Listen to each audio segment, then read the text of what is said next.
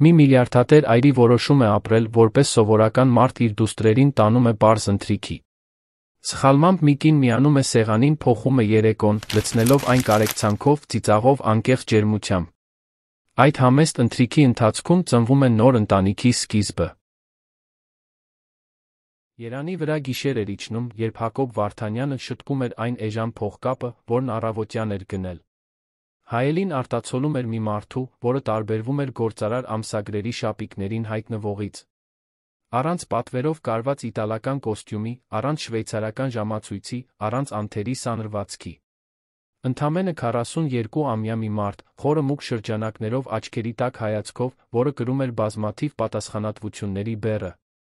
Հայրիկ, սիրուն ես այդպես, հարցրեց Բեատրիսը, իր 6-ամյա դուստրը, շտկելով իր գանգուր մազերի կարմիր ժապավենը։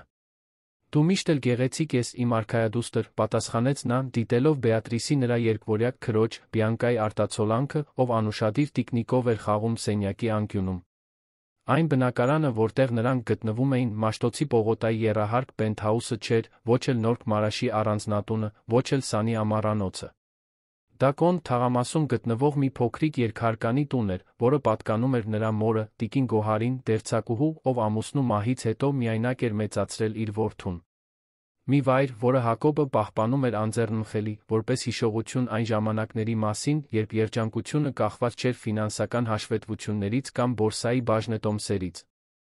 Պատրաստ եք մեր արկածին, հարցրեց նա, կրանալով աղջիկների հասակին։ Բայց մենք իսկապես դրսում ենք ուտելու քեզ հետ, հարցրեց Բիանկան, երկուսից ավելի անվստահը։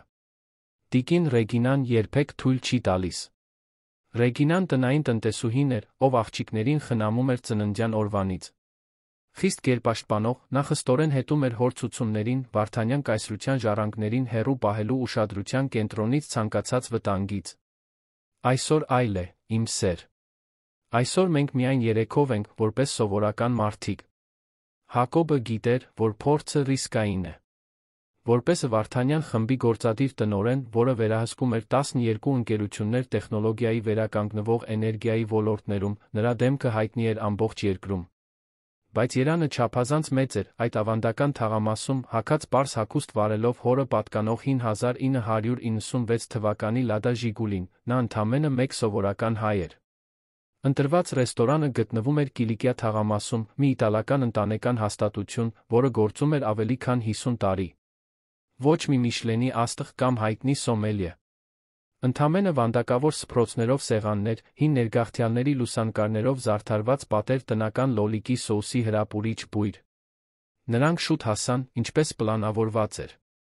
Հակոբը Դենիզին ճանաչել էր ծանոթությունների հավելվածի միջոցով, որտեղ ստեղծել էր պրոֆիլ որպես Հակո, մաթեմատիկայի ուսուցիչ, 42 տարեկան, երկվորյակների հայր։ Ոչ մի սուտ, ընդամենը ռազմավարական բացթողումներ։ Մաթեմատիկայի կրթություն ստացած լինելով նախքան Հարվարդում ՄՊ ստանալը, նա իսկապես մասնավոր դասեր էր տալիս իր դուստրերին։ Մնացածը միլիարդները ընկերությունները իր համար աշխատող 3400 մարդիկ, մանրամասներ էին, որոնք տեղ չունեին այդ փորձի մեջ։ Կարող եք նկարել, ինչ մենք սպասում ենք, ասաց Հակոբը, աղջիկներին հանձնելով իր ուսապարկից բերած տետրերն ու գունավոր մատիտները։ Երկուսն էլ անմիջապես զբաղվեցին, կենտրոնացած իրենց գունեղ աշխարհների վրա։ Հակոբը ստուգեց ժամացույցը։ 20 րոպե ուշացում։ Ստուգեց բջջայինը, այն հինը, առանց հետորդների, որը բացառապես այդ արկածի համար էր օգտագործում։ Դենիզից հաղորդագրություն կար։ Կներեք, բայց հենց նոր ավելի ուշադիր դիտեցի ձեր լուսանկարները։ Չգիտեի, որ փոքր երեխաներ ունեք։ Ես այս պահին պատրաստ չեմ ամբողջական փաթեթի հետ գործ ունենալու, առավել ձեր ֆինանսական պրոֆիլով մեկի հետ։ Հաջողություն։ Նրա ֆինանսական պրոֆիլը։ Իրոնիան գրեթե շոշափելի էր։ Հակոբը խորը շունչ քաշեց, դնելով բջջայինը։ Առաջին անգամը չէր, որ կինը հրաժարվում էր, իմանալով դուստրերի մասին։ Հելենի, կնոջ մահից 4 տարի անց, նա դեռ չէր կարողանում իսկական կապեր հաստատել։ Կանայք, ովքեր գիտեին նրա իրական ինքնությունը, մոտենում էին փողի համար։ Նրանք, ովքեր չգիտեին, ինչպես Դենիզը, հեռանում էին դրա թվացյալ բացակայության պատճառով։ Հայրիկ, քաղցած եմ, բողոքեց Բեատրիսը։ 1 րոպեից կգնանք, արքայադուստր։ Կարծում եմ, մեր հանդիպումը չի կայանա։ Հենց այդ պահին մի կին շտապ մտավ ռեստորան։ Գանգուր մազերը հավաքված անփույթ կապի մեջ, պարզ ծաղկավոր զգեստ, գրքերով լի կտորից պայուսակ։ Նա շուրջն էր նայում, շփոթված թվալով, մինչ նրա հայացքը հանդիպեց Հակոբի հայացքին։ Նրա դեմքին պայծառ ժպիտ հայտնվեց, երբ նա քայլեց դեպի սեղան։ Կներեք ուշացման համար։ Աշակունյաց պողոտայում երթևեկությունն անհնար էր, իսկ հետո ավտոբուսը փչացավ։ Դուք Կարենն եք, ճիշտ է։ Ես Նինան եմ։ Հակոբը բերանը բացեց սխալը շտկելու համար, բայց ինչ-որ բան կանգնեցրեց նրան։ Միգուցե դա անկեղծ ժպիտն էր, միգուցե պարզությունը, կամ այն փաստը, որ նա չէր վարանել, տեսնելով երեխաներին։ Փոխարենը, նա արդեն կռանում էր նրանց ողջունելու համար։ Ինչքան գեղեցիկ։ Դուք պետք է տան արքայադուստրերը լինեք, չէ՞։ Ինչ եք նկարում։ Մի ամրոց, ամաչկոտ պատասխանեց Բիանկան։ Իսկ դու, հարցրեց Բեատրիսին։ Մի կատու։ Բայց լավը չէ։ Կարող եմ տեսնել, քաղաքավարի հարցրեց Նինան։ Նա ուշադիր դիտեց նկարը։ Շատ գեղեցիկ է։ Գիտեք, ես կարող եմ մի հնարք ցույց տալ ձեզ, որպեսզի բեղերն ավելի իրական թվան։ Կարող եմ։ Բեատրիսը գլխով արեց, տալով մատիտը։ Մի քանի գծով Նինան անշնորհ կատվին վերածեց ճանաչելի մի բանի։ Հակոբը դիտում էր, հիացած։ Հելենն էր վերջին մարդը, ով կարողացել էր այդպիսի անմիջական կապ հաստատել աղջիկների հետ։ Դուք գրականության ուսուցիչ եք, չէ՞։ Ես սիրում եմ ձեր պրոֆիլը, խոսում եք Գարսիա Մարկեսի Կլարիս Լիսպեկտորի մասին։ Հազվադեպ եմ հանդիպում մեկին, ով գնահատում է լավ գրականությունը այս հավելվածներում։ Հակոբը գուլ տվեց։ Դա իր պրոֆիլը չէր։ Դա իր հանդիպումը չէր։ Բայց շատ ժամանակ անց առաջին անգամ նա իրեն սովորական մարդ էր զգում, ոչ թե միլիարդատեր Հակոբ Վարդանյանը։ Նա իմպուլսիվ որոշում կայացրեց։ Իրականում ես նախընտրում եմ մաթեմատիկան, բայց գրականությունն էլ եմ շատ սիրում, պատասխանեց նա վարանող ժպիտով։ Սրանք Բիանկան Բեատրիսն են։ Անչափ հաճելի է ձեզ երեքիդ ճանաչելը։ Արդեն ընտրել եք, ինչ եք ուտելու։ Ես շատ քաղցած եմ։ Մատուցողը մոտեցավ, Նինան ոգորությամբ վերցրեց ճաշացուցակը։ Այստեղի լազանան լեգենդար է, փորձել եք։ Գիշերն անցնում էր, դրա հետ մեկտեղ Հակոբի մեղքի զգացումը նվազում էր, փոխարինվելով թեթության զգացումով, որը նա տարիներ շարունակ չէր զգացել։ Նինան զվարճալի պատմություններ էր պատմում քաղաքային հանրային գրադարանում իր աշխատանքի մասին, տարբեր ձայներ էր անում, աղջիկներին հրապուրելու համար, գրքերի մասին էր խոսում վարակիչ գրքով։ Մայրս դպրոցում հավաքարար էր։ Մենք փող չունեինք գրքեր գնելու համար, բայց նա միշտ տուն էր բերում դեն նետվածները։ Նա ինձ համար կարդում էր մոմի լույսի տակ, երբ ամսվա վերջին հոսանքն անջատում էին, պատմեց նա, օգնելով Բիանկային սպագետին կտրել։ Այդպես սիրահարվեցի պատմություններին։ Այսօր նույն փայլն եմ տեսնում գրադարան հաճախող երեխաների աչքերում։ Գրքերը կյանքեր են փրկում, գիտեիք։ Հակոբը մտածում էր տեխնոլոգիաների մեջ ներդրված միլիոնների, միլիարդավոր ձեռքբերումների, մասնավոր ինքնաթիռների մասին։ Երբ էր վերջին անգամ, որ այդքան պարզ մի բան, ինչպես գիրքը, հուզել էր նրան։ Հաշվի պահը եկավ, Հակոբին վերադարձնելով իրականություն։ Նա մի քանի թղթադրամ ուներ գրպանում, բայց հասկացավ, որ դրանք բավարար չեն լինի։ Իր պլանի մեջ սխալ հաշվարկ էր։ Նինան նկատեց նրա շփոթությունը, բնականաբար, վերցրեց դրամապանակը։ Այսօր իմ հաշվին է։ Հաջորդ անգամ դուք կվճարեք։ Ոչ, ես չեմ կարող ընդունել։ Խնդրում եմ, ասաց նա, առանց որևէ դատողության հայացքում։ Դուք ինձ հրաշալի երեկո պարգեցիք։ Դա նվազագույնն է, ինչ կարող եմ անել։ Երբ նրանք դուրս եկան ռեստորանից, երկվորյակները բռնած էին Նինայի ձեռքը, կարծես տարիներ շարունակ ճանաչեին նրան։ Հրաժեշտի պահին նա կռացավ խոստացավ նրանց. Ձեզ համար մի քանի հատուկ գրքեր կառանձնացնեմ գրադարանում այցելելու համար։ Բեատրիսն անմիջապես գրկեց նրան, հազվադեպ ժեստ սովորաբար զուսպ աղջկա համար։ Նինան պատասխանեց նույն սիրով, երբ նրա աչքերը հանդիպեցին Հակոբի աչքերին երեխայի ուսի վրայից, ինչ-որ անտեսանելի բան կապեց նրանց։ Ինչ-որ բան, որը գերազանցում էր անունները, սոցիալական դիրքերը կամ բանկային հաշիվները։ Բարի գիշեր, Կարեն, ասաց նա, թափահարելով ձեռքը, երբ նստում էր ավտոբուսը։ Բարի գիշեր, Նինա, պատասխանեց նա, իմանալով, որ անկախ այն անունից, որը նա օգտագործում էր, այդ կինը տեսել էր մի բան, որը շատերը, նույնիսկ իմանալով նրա իրական ինքնությունը, երբեք չէին կարող տեսնել։ Անսպասելի հանդիպումից 3 օր անց Հակոբն իրեն բռնում էր Նինայի մասին անհանգստացնող հաճախականությամբ մտածելիս։ Նստած իր գրասենյակում, Վարդանյան շենքի վերին հարկում, հյուսիսային պողոտայի ֆինանսական սրտում, նա հազիվ էր ուշադրություն դարձնում միաձուլումների ձեռքբերումների մասին ներկայացմանը, որը վարում էր իր ֆինանսական տնօրենը։ Հակոբ, համաձայն եք առաջարկին։ Մարտիրոսի ձայնը նրան հետ բերեց կորպորատիվ իրականություն։ Կներեք, պետք է թվերն ավելի հանգիստ վերլուծեմ։ Նա շտկեց իր իտալական մետաքսե փողկապը, հանկարծակի չափազանց ձիգ զգալով այն։ Կարող ենք վաղը վերսկսել այս քննարկումը։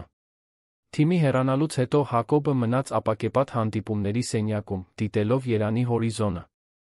Ներքում միլիոնավոր մարդիկ էին ապրում իրենց սովորական կյանքով, բախվելով լիքը ավտոբուսների, անհանգստանալով վճարվելիք հաշիվների համար, նշելով փոքրիկ առօրյա հաղթանակներ։ Նինան նրանցից մեկն էր։ Նրա մեկնաբանությունը քաղաքային գրադարանում աշխատելու մասին դուրս չէր գալիս նրա գլխից։ Որ մեկն էր լինելու։ Երանը տասնյակներ ուներ։ Նա հարցրեց իր անձնական օգնական Կամիլային, ով արագորեն տրամադրեց քաղաքի հանրային գրադարանների ամբողջական ցուցակը։ Ինչ որ հատուկ պատճառ, պարոն Վարդանյան։ Ես դիտարկում եմ ընթերցանության խթանման ծրագիր, պատասխանեց նա, խուսափելով օգնականի հետաքննող հայացքից։ Այդ կեսօրին, մասնավոր երկլեզու դպրոցից դուստրերին վերցնելուց հետո, Հակոբն անսովոր մի բան արեց։ Վարորդին արձակեց անձամբ վարեց զրահապատ ամենագնացը։ Ուր ենք գնում, հայրիկ, հարցրեց Բիանկան, հետաքրքրված, որ նրանք սովորականից տարբեր ճանապարհով էին գնում։ Մենք հատուկ վայր ենք այցելելու։ Դուք սիրում եք գրքեր, չէ՞։ Ինչպես Նինայի գրքերը, ոգորված հարցրեց Բեատրիսը։ Հենց Նինայի գրքերի նման։ Հակոբն ընտրեց Ավետիք Իսահակյանի անվան կենտրոնական գրադարանը, Երանի ամենամեծ քաղաքային հանրային գրադարանը։ Եթե Նինան քաղաքապետարանի գրադարանում էր աշխատում, մեծ հավանականություն կար, որ հենց այնտեղ էր։ Նա կայանեց 2 թաղամաս հեռավորության վրա, տարիներ շարունակ առաջին անգամ քայլեց կենտրոնի փողոցներով առանց անվտանգության աշխատակիցների։ Աղջիկները, սովոր լինելով շրջել միայն վերահսկվող միջավայրերում, ամեն ինչ դիտում էին հիացմունքով։ Փողոցային վաճառողներ, փողոցային արվեստագետներ, իրական քաղաքի աղմուկը։ Մեծահարուստ պատմական շենք մտնելիս Հակոբն իր որովայնում մի սառնություն զգաց, որը դեռ դեռահասության տարիներից չէր զգացել։ Նա նյարդայնացած էր։ Նա, ով առանց վարանելու միլիարդավոր գործարքներ էր կնքում, վախենում էր գրադարանավարուհու հետ հանդիպումից։ Բարի երեկո, մենք կցանկանայինք ծանոթանալ մանկական բաժնին, խնդրեց նա ընդունարանի աշխատակցուհուն։ Երկրորդ հարկ ձախ կողմում, ավտոմատ պատասխանեց նա, առանց համակարգչից հայացքն անջատելու։ Մանկական բաժինը գունեղ ու հարմարավետ տարածք էր, երեխաների հասանելիության սահմաններում ցածր դարակներով հատակին սփռված բարձերով։ Երկվորյակներն անմիջապես հիացան, վազելով ուսումնասիրելու։ Հակոբը դիտում էր նրանց, նկատելով, թե որքան հազվադեպ էր նրանց այդքան ազատ ու անկաշկանդ տեսնում։ Կարող եմ օգնել։ Մի տղամարդու ձայն ընդհատեց նրա մտքերը։ Մոտեցավ մի երիտասարդ, ակնոցներով քաղաքապետարանի կրծքանշանով։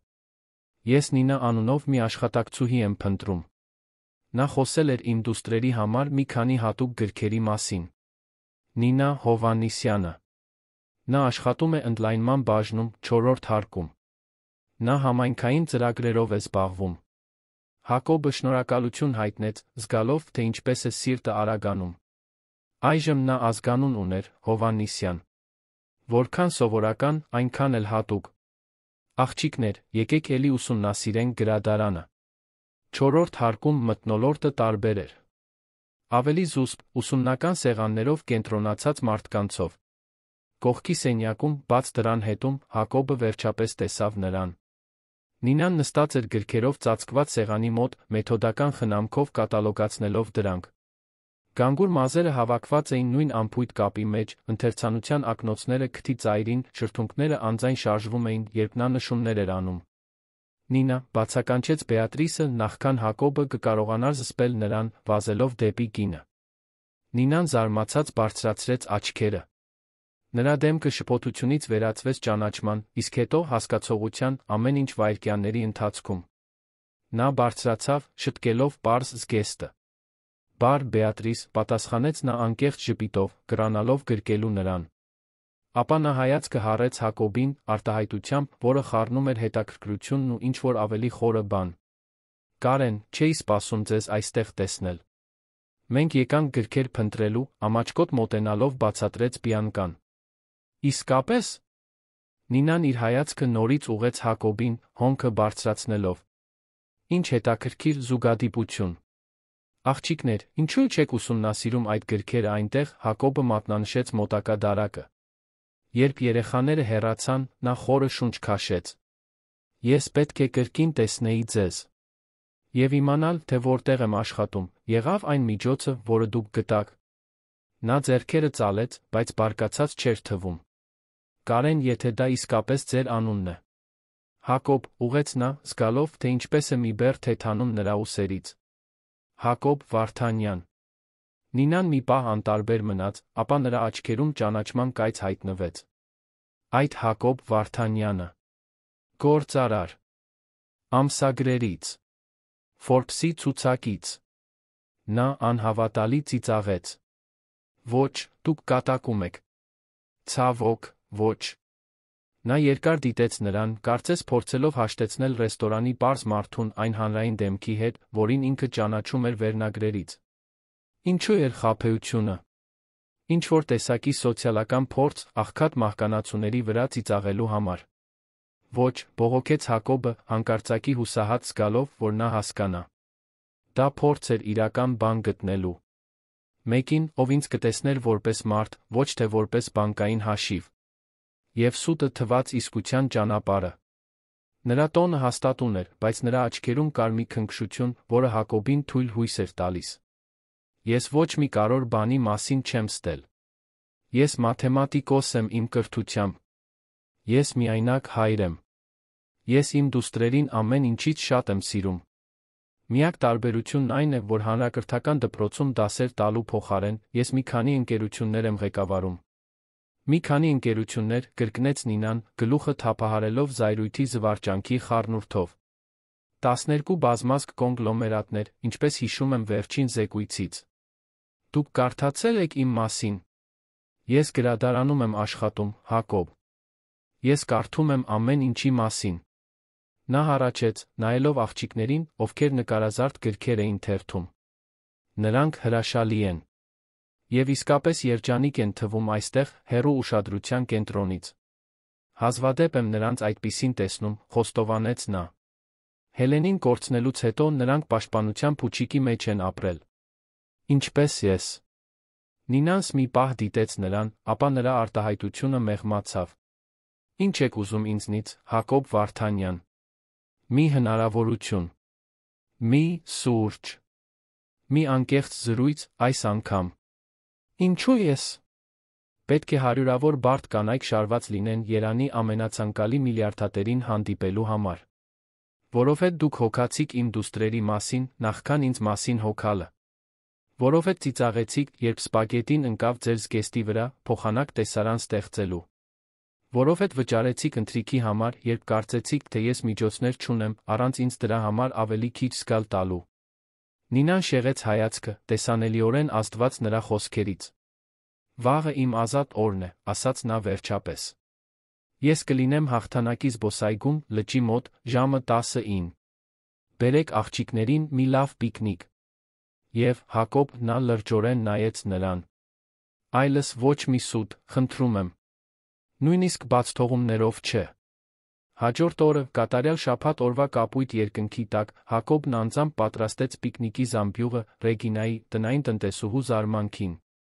Նա ընտրեց մրգեր, սենդվիչներ, բնական հյութեր։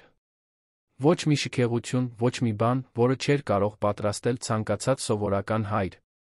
Զբոսայգում Նինան արդեն սպասում էր նրանց, նստած վանդակավոր սփռոցի վրա, գիրքը ծնկներին։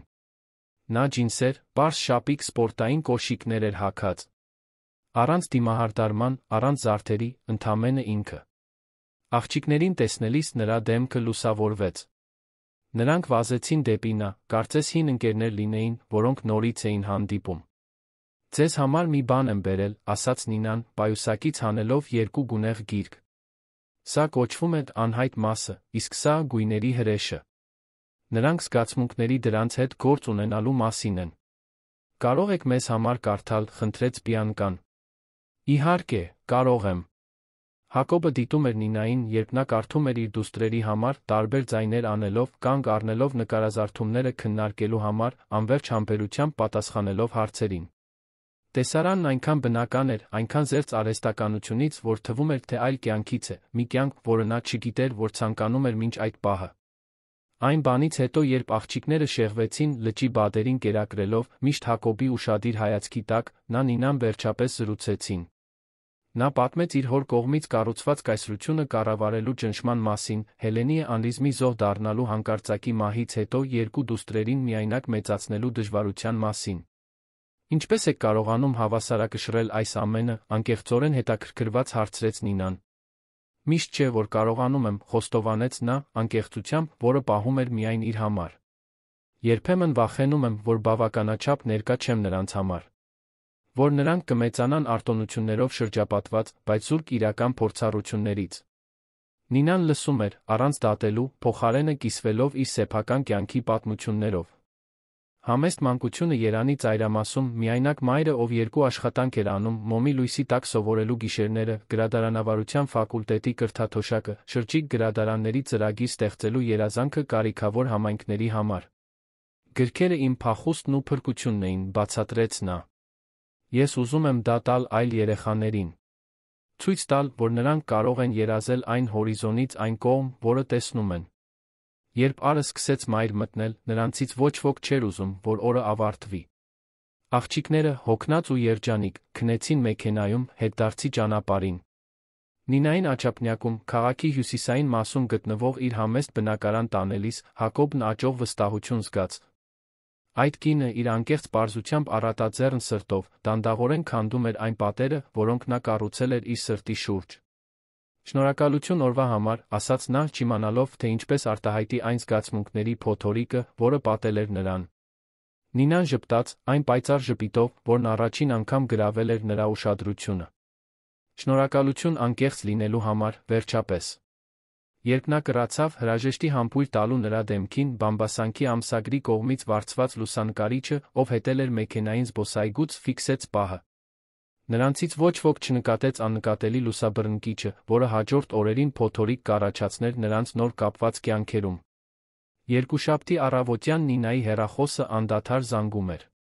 Հաղորդագրություններ, զանգեր, ծանուցումներ սոցիալական ցանցերում, բոլորն անհայտ համարներից։ Շփոթված, նա վերջապես պատասխանեց աշխատակից Մարիամի զանգին։ «Նինա, հանուն Աստծո, տեսել ես այսօրվա Աստղեր ամսագիրը։ Այն բոլոր բամբասանքի կայքերում է»։ «Ինչի՞ մասին ես խոսում։ Դու Հակոբ Վարդանյանը։ Միլիարդատերն ու գրադարանավարուհին։ Նոր սիրավեպը, որը ցնցում է երանը։ Ձեր լուսանկարը կա հաղթանակի զբոսայգում նրա դուստրերի հետ։ Վեպի տեսարանի է նման»։ Նինայի ստամոքսը սեղմվեց։ Րոպեների ընթացքում նա գտավ լուսանկարները առցանց։ Այնտեղ էին նրանք, լուսանկարված թվացյալ մտերմության պահին։ Նա համբուրում էր նրա դեմքը, աղջիկները քնած էին մեքենայում։ Սենսացիոն վերնագիրը շահարկում էր գործարարի գաղտնի սիրավեպի մասին, ով 4 տարի այրի էր, պարզ պետական ծառայողի հետ։ Մեկ այլ կայք արդեն հետաքննել էր նրա կյանքը, հրապարակելով նրա աշխատավարձի, հասցեի նույնիսկ մոր անվան մանրամասները։ Գրադարան հասնելուն պես մի փոքրիկ լրագրողների բազմություն էր սպասում նրան մուտքի մոտ։ Լուսաբռնկիչները միացան, երբ նա փորձեց անցնել։ Խոսափողերը մղվեցին դեպի նա, ինվազիվ հարցեր նետվեցին նիզակների պես։ «Դուք հանդիպել եք Թինդերով»։ Ճիշտ է, որ նա իրեն սովորական մարդ էր ծածրել, կանանց փորձելու համար։ «Դուք ի սկզբանե գիտեիք, թե ով է նա։ Ինչ եք կարծում միլիարդատեր երեխաների խորտ մայր լինելու մասին»։ Նինան կարողացավ ներս մտնել միայն գրադարանի անվտանգության աշխատակիցների օգնությամբ։ Ներսում նրա գործընկերները նրան էին նայում հետաքրքրության զարմանքի խառնուրդով։ Հաստատության տնօրեն, տիկին Սանդրա Մարտիրոսյանը, անմիջապես կանչեց նրան իր սենյակ։ Նինա, ես հարգում եմ ձեր աշխատանքը, բայց այս իրավիճակը խանգարում է գրադարանի աշխատանքին։ Մենք երեխաներ հետազոտողներ ունենք այստեղ։ Ես առաջարկում եմ, որ դուք մի քանի օր արձակուրդ վերցնեք, մինչ այս մեդիա կրկեսը կնվազի։ Դա առաջարկ չէր, այլ քողարկված հրաման։ Զսպված արցունքներով Նինան վերցրեց իր իրերը դուրս եկավ հետի դռնից, խուսափելով լրագրողներից։ Տունդարձի ճանապարհին նա Հակոբից հաղորդագրություն ստացավ։ Պետք է խոսենք։ Կարող եմ մեքենա ուղարկել ձեզ տանելու համար։ Ոչ, պատասխանեց նա։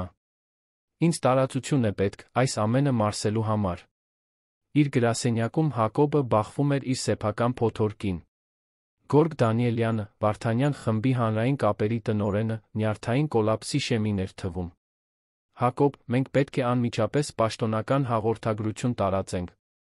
Ներդրողներն անհանգիստ են, բաժնետոմսերն այս առավոտ տատանվել են։ Եվ խորհուրդը բացատրություններ է պահանջում այս գրադարանավարուհու մասին։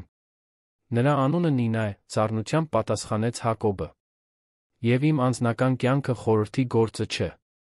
Ձեր անձնական կյանքն ազդում է ընկերության իմիջի վրա, երբ դառնում է ազգային վերնագիր։ Մենք պետք է վնասները վերահսկենք։ Ինչ վնասներ, Գորգ։ Ես մի կնոջ եմ հանդիպել, մի օր զբոսայգում եմ անցկացրել իմ դուստրերի հետ։ Ո՞րն է սկանդալը դրանում։ Գորգը սեղանին մի քանի տպագրություն սահեց։ Խնդիրը ոչ թե այն է, ինչ դուք արել եք, այլ այն պատմությունն է, որը նրանք կառուցում են։ Միլիարդատերը ձացնում է, թե ուսուցիչ է, կանանց փորձելու համար։ Իշխանն ու պլեբեյուհին։ Քաղաքային գրադարանի մոխրոտը։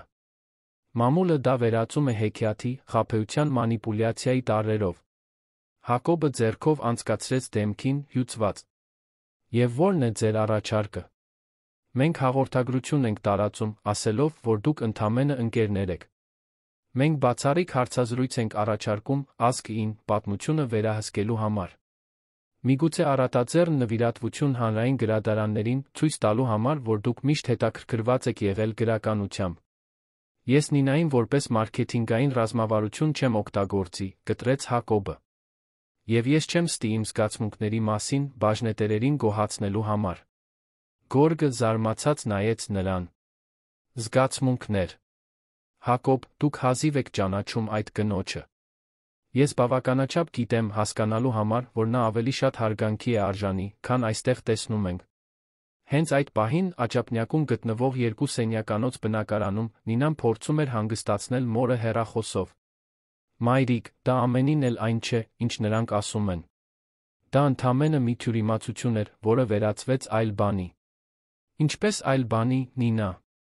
Դուք Հակոբ Վարդանյանի հետ եք շփվում։ Այդ մարդու կարողությունը որոշ երկրների հնայից ավելի է։ Այդպիսի մարդիկ մեր նման մարդկանց հետ չեն շփվում առանց երկրորդ մտադրության։ Նա այդպիսին չէ, մայրիկ։ Նա ընդամենը մի մարդ է, ով փորձում է երկու դուստր մեծացնել, ինչպես դուք արեցիք ինձ հետ։ Տարբերությունն այն է, որ նա ունի աշխատողների բանակ միլիարդավոր դրամներ, իրեն օգնելու համար։ Դուստրս, զգույշ եղիր։ Այս աշխարհը մեզ համար չէ։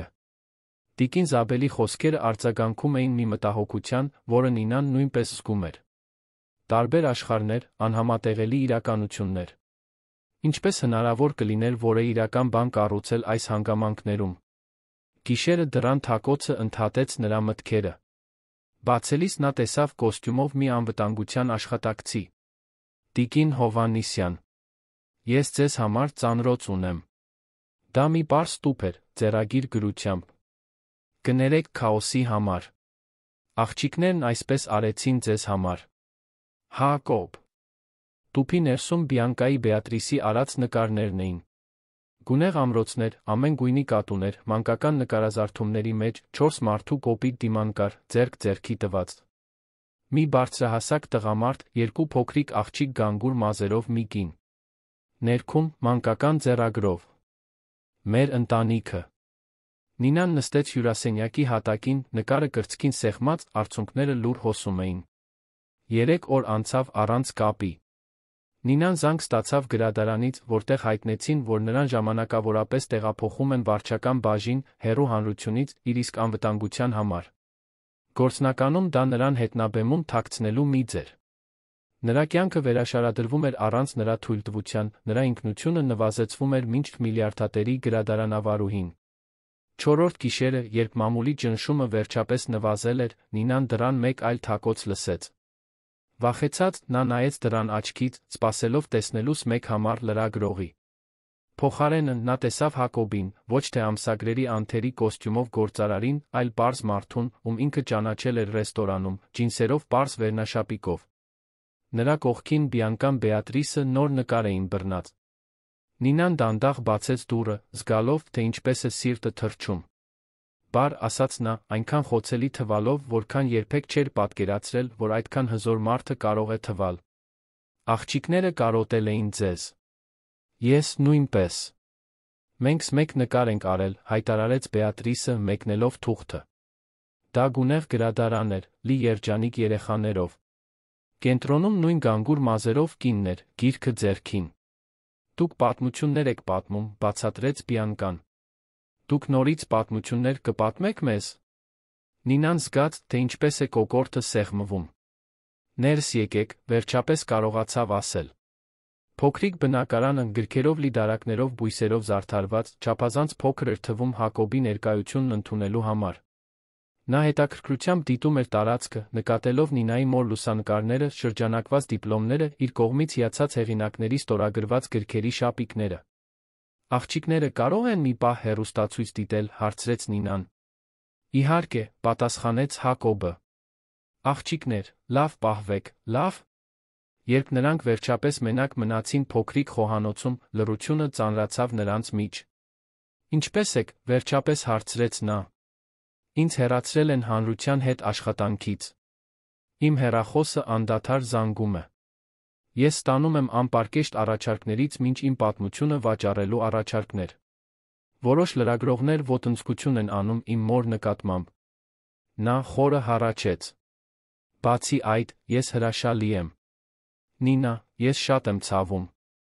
Ավելի շատ, քան կարող եմ արտահայտել։ Երբեք չէի ուզում, որ այս ամենը պատահեր։ Գիտեմ։ Դա ձեր մեղքը չէ։ Կամ իմը։ Դա պարզապես ձեր աշխարհի իրականությունն է։ Նա հենվեց խոհանոցի սեղանին։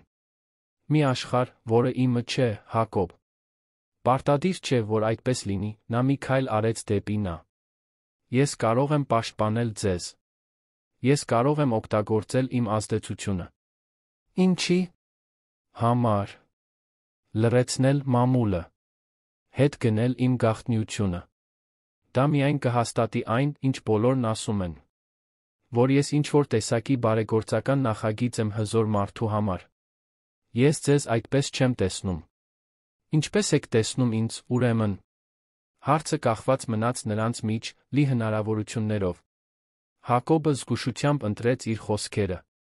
Ես տեսնում եմ մի կնոջ, ով իմ դուստրերին մի քանի ժամում ավելի անկեղծ ուշադրություն է ցուցաբերել, քան շատ մարդիկ տարիների ընթացքում։ Ես տեսնում եմ մեկին, ով հասկանում է այն պարզ բաների արժեքը, որոնք ես մոռացել եմ կորպորատիվ քաոսի մեջ։ Ես տեսնում եմ Նինային, ոչ թե գրադարանավարուհուն կամ ցանկացած սպիտակ, որը նրանք ուզում են ձեզ տալ։ Նինան զգաց, թե ինչպես է ինչ-որ բան հալվում իր ներսում։ Այն պատնեշները, որոնք նա կառուցել էր վերջին օրերին, սկսեցին զիջել։ Եվ ինչ եք ուզում ինձնից, Հակոբ։ Ժամանակ, պարզապես պատասխանեց նա։ Ժամանակ ցույց տալու համար, որ մենք կարող ենք իրական բան կառուցել, չնայած տարբերություններին։ Ժամանակ, որպեսզի իմ դուստրերը ճանաչեն այն զարմանալի կնոջը, ում ես տեսել եմ առաջին իսկ պահից։ Սենյակում Բեատրիսը Բիանկան ծիծաղում էին հեռուստացույցի ինչ-որ բանից, մաքուր անհոգ ձայն, որը լցրեց փոքրիկ բնակարանը կյանքով։ Նրանք արդեն պաշտում են ձեզ, շարունակեց Հակոբը։ Եվ ես։ Դուք, Նինան խրախուսեց, անկամակ մոտենալով։ Ես ուզում եմ հնարավորություն ստանալ ճանաչելու ձեզ, հեռու ուշադրության կենտրոնից սպիտակներից։ Բացահայտելու, թե ով է Նինա Հովհաննիսյանը, բացի առաջին տպավորությունից։ Նախքան նա կկարողանար պատասխանել, Բիանկան հայտնվեց խոհանոցի դռան մոտ։ Մորաքույր Նինա, կարող ենք այսօր այստեղ քնել։ Ես քնկոտ եմ։ Նինան Հակոբը զարմացած հայացքներ փոխանակեցին։ Նա պատրաստվում էր մերժել անհավանական խնդրանքը, երբ Նինան ժպտաց։ Ես մի փոքրիկ հյուրասենյակ ունեմ։ Եվ մենք կարող ենք սավաններից խրճիթ սարքել հյուրասենյակում։ Այդ գիշեր Աչափնյակի փոքրիկ բնակարանում նոր կազմածուն ձավորվեց։ Նինան Հակոբը պարզ ընթրիք պատրաստեցին մակարոն լոլիկի սոուսով քերած պանիրով երկվորյակների սիրելի ուտեստը։ Նրանք հյուրասենյակում իմպրովիզացված խրճիթ կառուցեցին, որտեղ աղջիկները տեղավորվեցին բարձերով մանկական գրքերով։ Հակոբը կարդում էր, մինչ Նինան տարբեր ձայներ էր անում կերպարների համար, երեխաների մոտ ծիծաղ առաջացնելով։ Երբ աղջիկները վերջապես քնեցին, Նինան Հակոբը նստեցին բնակարանի փոքրիկ պատշգամբում, կիսելով մի շիշ էժան գինի, շուկներով խոսելով, որպեսզի չարթնացնեն նրանց։ Դուք լի եք անակնկալներով, մեկնաբանեց նա, դիտելով նրան սենյակից եկող մեղմ լույսի ներքո։ Ով կմտածեր, որ լուրջ գրադարանավարուհին սավաններից խրճիթներ սարքելու մասնագետ կլիներ։ Եվ ով կմտածեր, որ հզոր գործադիր տնօրենը կիմանար 3 տարբեր խոզուկների ձայներ անել, Նինան ժպտաց, իրեն ավելի թեթ զգալով, քան օրեր շարունակ։ Այդ գիշեր նրանց միջ ինչ-որ բան փոխվեց։ Դա պարզապես գրավչություն կամ տարբերության հանդեպ հիացմունք չէր, այլ հնարավորությունների ճանաչում, կամուրջներ, որոնք կարող էին կառուցվել թվացյալ հեռավոր աշխարհների միջ։ Երբ Հակոբը վերջապես քնեց բազմոցին, իր դուստրերի հետ իմպրովիզացված խրճիթում Նինայի հետ իր սենյակում, բոլորը նույն փոքրիկ ու հարմարավետ տանիքի տակ, պատկանելության մի սերմ էր ցանվել։ Դրսում որոշ լուսանկարիչներ դեռ թաքնված էին, սպասելով միլիարդատերին բռնելու։ Ներսում, սակայն, կար ընդամենը ձավորվող ընտանիք, որը բացահայտում էր իր սեփական ռիթմը, պաշտպանված, գոնե այդ գիշեր, արտաքին աշխարհի սպասելիքներից։ Հաջորդ շաբաթները Նինայի Հակոբի համար նոր առօրյա բերեցին։ Մեդիա ուշադրության մշտականության պատճառով նրանք որդեգրեցին զուսպ ռազմավարություն։ Հանրային վայրերում հանդիպումների փոխարեն նրանք ընտրեցին ավելի մտերիմ պահեր, ընթրիքներ նրա բնակարանում, կեսօրներ Հակոբի մոր հին տանը, Կոնդ թաղամասում, երբեմնի այցելություններ նրա պենթհաուս, երբ անվտանգությունն ապահովում էր լիակատար գաղտնիություն։ Երկվորյակները ծաղկում էին այս նոր դինամիկայում։ Բիանկան, նախկինում այդքան զուսպ, այժմ անդադար խոսում էր այն գրքերի մասին, որոնք Նինան էր խորհուրդ տալիս։ Բեատրիսը սկսեց ավելի հաճախ նկարել, միշտ 4-ին միասին ներառելով իր գունեղ նկարազարդումներում։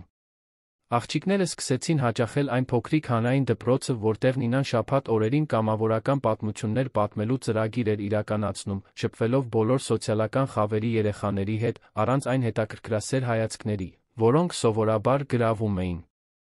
Մի կիրակի կեսօրին, երբ Նինան աղջիկներին օգնում էր Կոնդի երկհարկանի տան հյուրասենյակում դպրոցական առաջադրանքի հարցում, Հակոբը դիտում էր տեսարանը լիության զգացումով, որը նա չէր զգացել Հելենի մահից առաջ։ Դուք ժպտում եք, մեկնաբանեց Նինան, բարձրացնելով աչքերը հանդիպելու նրա հայացքին։ Ես երջանիկ եմ, պարզապես պատասխանեց նա։ Ավելի ուշ, երբ երեխաները քնեցին Հակոբի մանկության հին սենյակում, նրանք նստեցին հետնամասի պատշգամբում, որտեղ տիկին Գոհարը սովորաբար հագուստ էր փռում չորացնելու համար։ Մայրս ձեզ կսիրեր, մեկնաբանեց Հակոբը, Նինայի ձեռքը բռնած։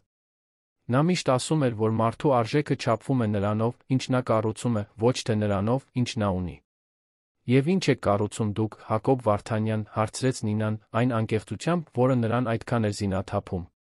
Մի բան, որը չի կարող չափվել ֆինանսական հաշվետվություններով կամ գնահատվել բաժնետերերի կողմից, պատասխանեց նա մոտենալով համբուրելու նրան։ Հաջորդ օրը, երբ Հակոբը մասնակցում էր օտարերկրյա ներդրողների հետ տեսակոնֆերանսի, Նինան անսպասելի զանգ ստացավ։ Գրադարանի տնօրեն, տիկին Սանդրան, նրան հրավիրում էր շտապ հանդիպման։ Լուրջ տոնը կասկած չէր թողնում, որ ինչ-որ լուրջ բան էր տեղի ունեցել։ Գրադարան հասնելուն պես Նինային դիմավորեցին գործընկերների շփոթված հայացքները։ Տնօրենի սենյակում տիկին Սանդրայից բացի ներկա էին քաղաքապետարանի մշակույթի վարչության պետը կոստյումով մի տղամարդ, ում Նինան երբեք չէր տեսել։ Նինա, սա պարոն Պողոս Մարտինյանն է, մշակույթի քարտուղարության իրավական խորհրդականը, ներկայացրեց Սանդրան, տեսանելիորեն անհարմարավետ զգալով։ Մենք որոշ բողոքներ ենք ստացել ձեր վարքի մասին։ Իմ վարքի մասին, շփոթված կրկնեց Նինան։ Տիկին Հովհաննիսյան, միջամտեց տղամարդը, ձեր հարաբերությունները գործարար Հակոբ Վարդանյանի հետ անպատշաճ իրավիճակներ են առաջացրել պետական ծառայողի համար։ Մենք ունենք գրադարանում երեխաներին հետապնդող պապարացիների, լրագրողների կողմից մոտեցող աշխատակիցների գրանցումներ, ավելի լուրջ բողոքներ, որ դուք օգտագործում եք ձեր դիրքը Վարդանյան խմբի համար գործարքներ հեշտացնելու համար։ Դա անհեթեթություն է, բողոքեց Նինան, վրդովված։ Ես երբեք իմ անձնական կյանքը չեմ խառնել իմ աշխատանքին։ Ցավոք, շարունակեց Սանդրան, հանրային ընկալումը տարբեր է։ Եվ որպես ծառայողներ, մենք պետք է հոգ տանենք հաստատության իմիջի մասին։ Հետեցին մի շարք անորոշ մեղադրանքներ, ակնարկներ շահերի բախման մասին։ Վերջնական դատավճիռը հարվածի պես էր։ Նինային կտեղափոխեն քաղաքի արևելյան ծայրամասում գտնվող քաղաքային արխիվ, հեռու երեխաների հետ աշխատանքից, հեռու այն նախագծերից, որոնք նա այդքան սիրով էր մշակել։ Դա ժամանակավոր է, հավաստիացրեց Սանդրան, առանց նրան նայելու։ Մինչ իրավիճակը կնորմալանա։ Նինան գիտեր, որ դա տեղափոխության քողի տակ պատիժ էր։ Նա դուրս եկավ գրադարանից, իրեն դավաճանված զգալով այն հաստատության կողմից, որը նա այդքան էր սիրում։ Մեքենայում արցունքները վերջապես եկան, դառը ու տաք։ Նրա հեռախոսը զանգեց, Հակոբն էր։ Նա չպատասխանեց։ Այդ գիշեր Նինան անսպասելի այցելություն ստացավ իր բնակարանում։ Տիկին Զաբելը, իր մայրը, ով հազվադեպ էր նոր Նորքի 8 հրձանգվածում գտնվող իր տնից գնում քաղաքի կենտրոն։ Մայրիկ, ինչ պատահեց։ Եկել եմ տեսնելու, թե ինչպես ես, պատասխանեց մոխրագույն մազերով կինը, գրկելով դստերը։ Իմացա տեղափոխության մասին։ Ձեր մի գործընկեր զանգել էր, անհանգստացած։ Փոքրիկ խոհանոցում նստած, մայր ու դուստր սուրճ խմեցին, մինչ Նինան բացահայտում էր վերջին իրադարձությունների մասին։ Ինձ պատժում են մի բանի համար, որը ես չեմ արել, մայրիկ։ Մի բան զգալու համար, որը ես չէի պլանավորել։ Տիկին Զաբելը դիտեց դստերը իմաստուն ու հոգնած աչքերով։ Դու իսկապես սիրում ես նրան, չէ՞։ Սիրում եմ։ Աղջիկներին նույնպես։ Բայց երբեմն թվում է, թե ամբողջ աշխարհը դավադրություն է կազմակերպում մեզ բաժանելու համար։ Աշխարհը միշտ դավադրություն է կազմակերպում ճշմարիտ սիրո դեմ, դուստրս, փիլիսոփայեց կինը։ Ձեր տատիկն ինձ դա ասաց, երբ ես սիրահարվեցի ձեր հորը, մի սպիտակամորթ տղամարդու, արտրականների որդու, մինչ ես ընդամենը սամորթ աղախնի դուստրն էի։ Ոչ ոք մեզ վրա խաղադրույք չէր դնում։ Եվ մինույն է, դուք միասին մնացիք։ 20 տարի, մինչ նա հեռացավ այս կյանքից։ Տիկին Զաբելը բռնեց դստեր ձեռքերը, կոշտացած տասնամյակների տնային աշխատանքից։ Եթե զգացմունքն իրական է, Նինա, արժե պայքարել։ Նույնիսկ եթե ամբողջ աշխարհը կասկածի։ Մոր հեռանալուց հետո Նինան դժվար որոշում կայացրեց։ Վերցրեց հեռախոսը, զանգեց Հակոբին։ Պետք է խոսենք։ Ոչ թե հեռախոսով։ 1 ժամ անց նա մենակ եկավ, առանց վարորդի կամ անվտանգության աշխատակիցների, վարելով հորը պատկանող հին Լադա Ժիգուլին։ Ինչ պատահեց, հարցրեց նա, տեսնելով Նինայի հյուծված դեմքը։ Նա բացատրեց իրավիճակը գրադարանում, պատժիչ տեղափոխումը, քողարկված մեղադրանքները։ Ամեն բառից Հակոբի արտահայտությունը խստանում էր։ Դա անթույլատրելի է։ Ես հենց հիմա կզանգեմ քաղաքապետին։ Ոչ, ընդհատեց Նինան, հաստատուն։ Հենց դա է, ինչ չեմ ուզում։ Ինձ պետք չէ, որ դուք օգտագործեք ձեր իշխանությունը իմ խնդիրները լուծելու համար։ Ինչ եք ուզում, որ անեմ, ուրեմն։ Կանգնած մնամ, տեսնելով, թե ինչպես են ձեզ անարդարացիորեն վերաբերվում։ Ես ուզում եմ, որ հասկանաք, թե ինչ է դա նշանակում։ Նա խորը շունչ քաշեց։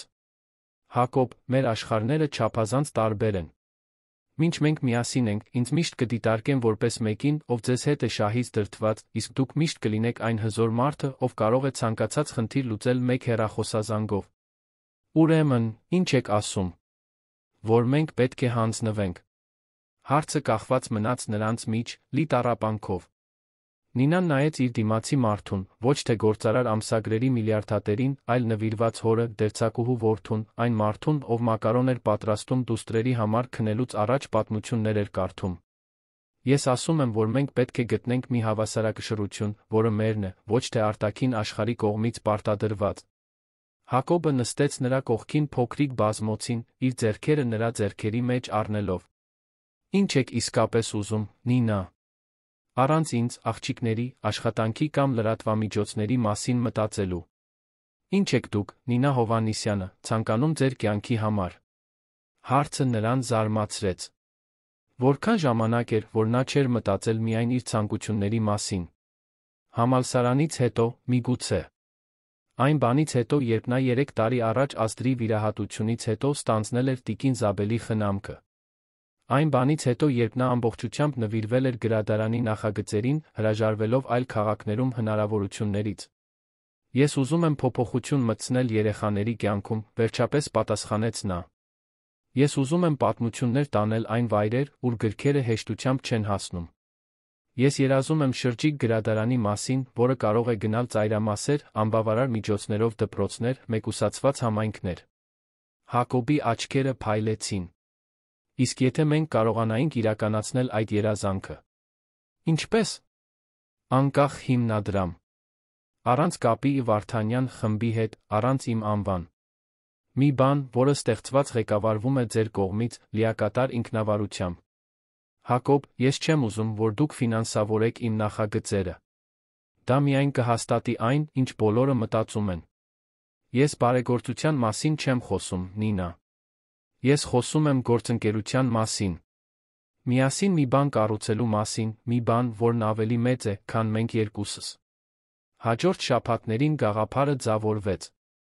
Նինան անվճար արձակուրդ խնդրեց քաղաքապետարանից, որոշում, որը նրան անքուն գիշերներ արժեցավ, բայց անսպասելի ազատություն բերեց։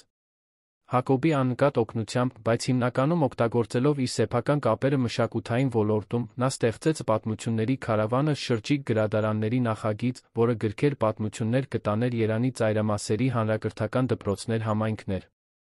Առաջին ավտոբուս գրադարանը հարմարեցվեց Նորք թաղամասի արհեստանոցում, ներկված վառ գույներով տեղական նկարիչների կողմից արված նկարազարդումներով, ներառյալ Բիանկայի Բեատրիսի սեփական նկարները։ Ներսը հագեցվեց դարակներով, գունեղ բարձերով, ներկայացումների համար փոքրիկ բեմով, կրթական ֆիլմերի ցուցադրման համար աուդիովիզուալ համակարգով։ Նինան հավաքագրեց գործընկեր գրադարանավարների, թոշակառու ուսուցիչների, համալսարանական կամավորների, ձևավորելու առաջին թիմը։ Քարավանի բացման կեսօրին, Էրեբունի հեռավոր թաղամասի քաղաքային դպրոցում, Նինան դիտում էր երեխաներին, ովքեր հիացմունքով ուսումնասիրում էին գրքերը։ Հակոբն այնտեղ էր, աննկատ, առանց ուշադրություն գրավելու, ընդամենը մեկ այլ մեծահասակ, ով օգնում էր կազմակերպել գործունեությունը։ Երկվորյակները խառնվում էին մյուս երեխաների հետ, մասնակցելով պատմություններ պատմելուն, առանց արտոնությունների կամ հատուկ վերաբերմունքի, որոնք սովորաբար գրավում էին։ Նայեք, մորաքույր Նինա, ես գտա նույնը, ինչ դուք ինձ տվեցիք, բացականչեց Բիանկան, ցույց տալով գույների հրեշը, օրինակը։ Ինչ հրաշալի։ Ինչու՞ չեք կարդում ձեր նոր ընկերների համար, առաջարկեց Նինան, հուզված տեսնելով, թե ինչպես է ամաչկոտ աղջիկը բնականաբար ստանձնում պատմողի դերը փոքրիկ խմբի համար։ Ավելի ուշ, երբ գործունեությունն ավարտվեց։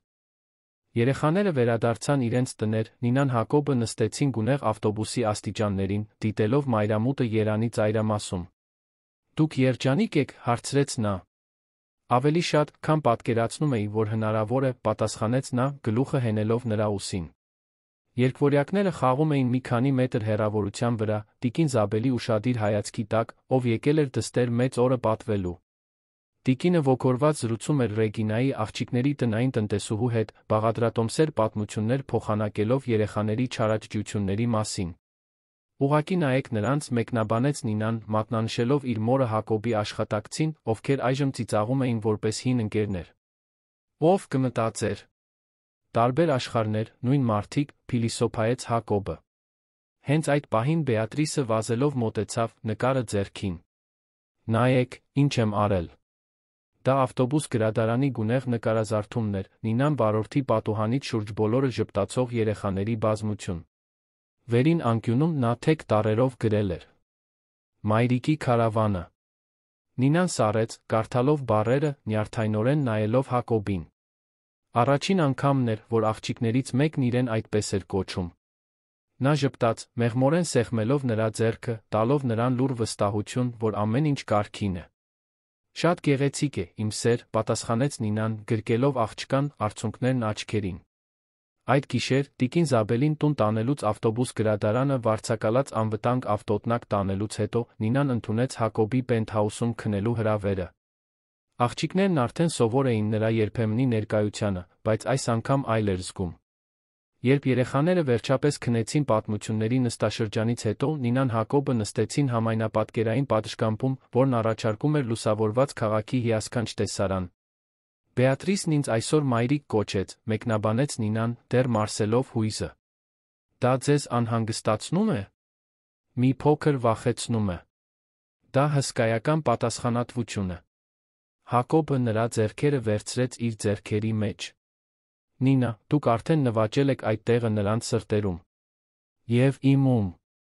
Երանի աստղազարդ երկնքի տակ, քաղաքը նրանց ոտքերի տակ, Հակոբը Նինան պարտավորություն կնքեցին, որը գերազանցում էր սոցիալական կոնվենցիաները կամ արտաքին սպասելիքները։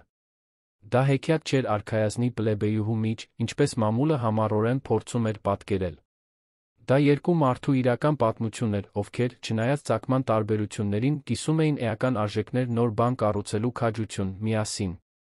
Պատմությունների քարավանը աճեց հաջորդ շաբաթներին, գրավելով մամուլի դրական ուշադրությունը, այս անգամ կենտրոնանալով սոցիալական նախագծի վրա, ոչ թե դրա ստեղծողների սիրավեպի վրա։ Նինան վերականգնեց իր մասնագիտական վստահությունը, բացահայտելով, որ իր գիրքը գրքերի երեխաների հանդեպ կարող է ծաղկել քաղաքային գրադարանի պատերից դուրս։ Հակոբը իր հերթին վերագտավ մի պարզություն, որը կորցրել էր խորհրդի հանդիպումների եռամսյակային հաշվետվությունների մեջ։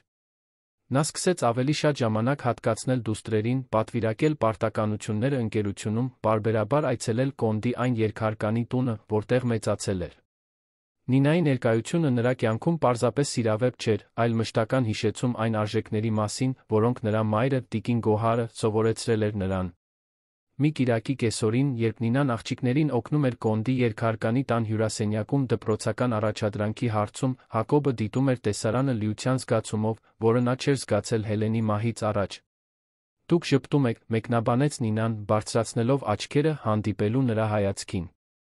Ես երջանիկ եմ, պարզապես պատասխանեց նա։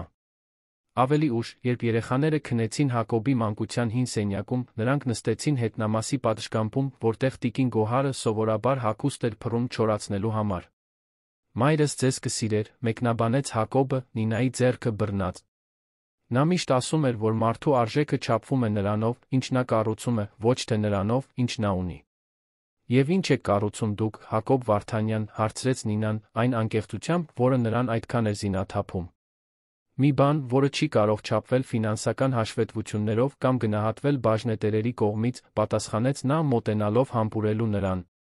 Հաջորդ օրը, երբ Հակոբը մասնակցում էր օտարերկրյա ներդրողների հետ տեսակոնֆերանսի, Նինան անսպասելի զանգ ստացավ։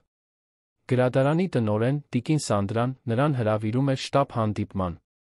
Լուրջ տոնը կասկած չէր թողնում, որ ինչ-որ լուրջ բան էր տեղի ունեցել։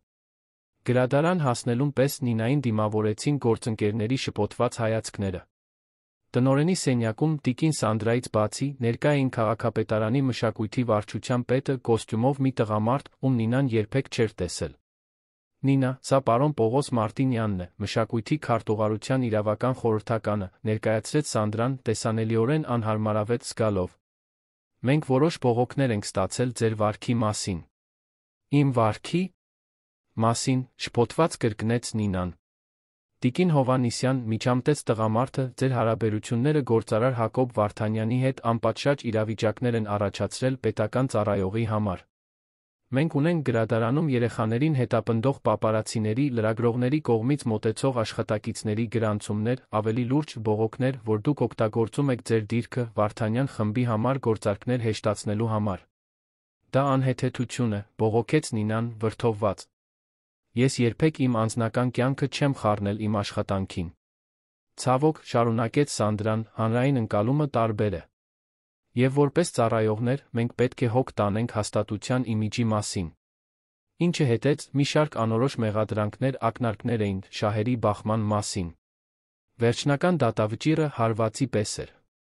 Նինային կտեղափոխեն քաղաքի արևելյան ծայրամասում գտնվող քաղաքային արխիվ, հեռու երեխաների հետ աշխատանքից, հեռու այն նախագծերից, որոնք նա այդքան սիրով էր մշակել։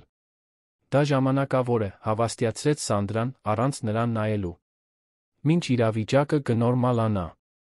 Նինան գիտեր, որ դա տեղափոխության քողի տակ պատիժ էր։ Նա դուրս եկավ գրադարանից, իրեն դավաճանված զգալով այն հաստատության կողմից, որը նա այդքան էր սիրում։ Մեքենայում արցունքները վերջապես եկան, դառը ու տաք։ Նրա հեռախոսը զանգեց, Հակոբն էր։ Նա չպատասխանեց։ Այդ գիշեր Նինան անսպասելի այցելություն ստացավ իր բնակարանում։ Տիկին Զաբելը, իր մայրը, ով հազվադեպ էր նոր Նորքի 8 հրձանգվածում գտնվող իր տնից գնում քաղաքի կենտրոն։ «Մայրիկ, ինչ պատահեց։ Եկել եմ տեսնելու, թե ինչպես ես», պատասխանեց մոխրագույն մազերով կինը, գրկելով դստերը։ «Իմացա տեղափոխության մասին։ Ձեր մի գործընկեր զանգել էր, անհանգստացած»։ Փոքրիկ խոհանոցում նստած մայր ու դուստր սուրճ խմեցին, մինչ Նինան բացահայտում էր վերջին իրադարձությունների մասին։ «Ինձ պատժում են մի բանի համար, որը ես չեմ արել, մայրիկ։ Մի բան զգալու համար, որը ես չէի պլանավորել»։ Տիկին Զաբելը դիտեց դստերը իմաստուն ու հոգնած աչքերով։ «Դու իսկապես սիրում ես նրան, չէ»։ «Սիրում եմ։ Աղջիկներին նույնպես։ Բայց երբեմն թվում է, թե ամբողջ աշխարհը դավադրություն է կազմակերպում մեզ բաժանելու համար։ Աշխարհը միշտ դավադրություն է կազմակերպում ճշմարիտ սիրո դեմ», դուստրս փիլիսոփայեց կինը։ «Ձեր տատիկն ինձ դա ասաց, երբ ես սիրահարվեցի ձեր հորը՝ մի սպիտակամորթ տղամարդու, արտրականների որդու, մինչ ես ընդամենը սամորթ աղախնի դուստրն էի։ Ոչ ոք մեզ վրա խաղադրույք չէր դնում։ Եվ միևնույն է, դուք միասին մնացիք։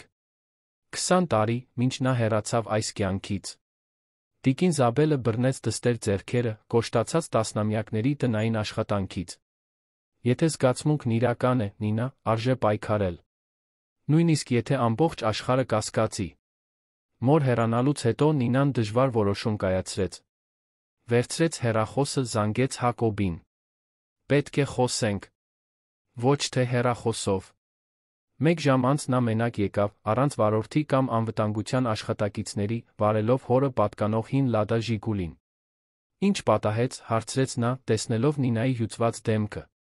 Նա բացատրեց իրավիճակը գրադարանում, պատժիչ տեղափոխումը, քողարկված մեղադրանքները։ Ամեն բառից Հակոբի արտահայտությունը խստանում էր։ «Դա անթույլատրելի է։ Ես հենց հիմա կզանգեմ քաղաքապետին»։ «Ոչ», ընդհատեց Նինան, հաստատուն։ «Հենց դա է, ինչ չեմ ուզում։ Ինձ պետք չէ, որ դուք օգտագործեք ձեր իշխանությունը իմ խնդիրները լուծելու համար։ Ինչ եք ուզում, որ անեմ, ուրեմն։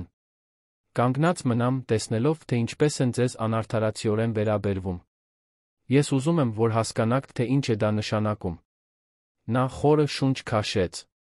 «Հակոբ, մեր աշխարհները չափազանց տարբեր են։ Մինչ մենք միասին ենք, ինձ միշտ կդիտարկեն որպես մեկին, ով ձեզ հետ է շահից դրդված, իսկ դուք միշտ կլինեք այն հզոր մարդը, ով կարող է ցանկացած խնդիր լուծել մեկ հեռախոսազանգով։ Ուրեմն, ինչ եք ասում։ Որ մենք պետք է հանձնվենք»։ Հարցը կախված մնաց նրանց միջ, լի տառապանքով։ Նինան նայեց իր դիմացի մարդուն, ոչ թե գործարար ամսագրերի միլիարդատերին, այլ նվիրված հորը, դերձակուհու որդուն, այն մարդուն, ով մակարոն էր պատրաստում դուստրերի համար քնելուց առաջ պատմություններ էր կարդում։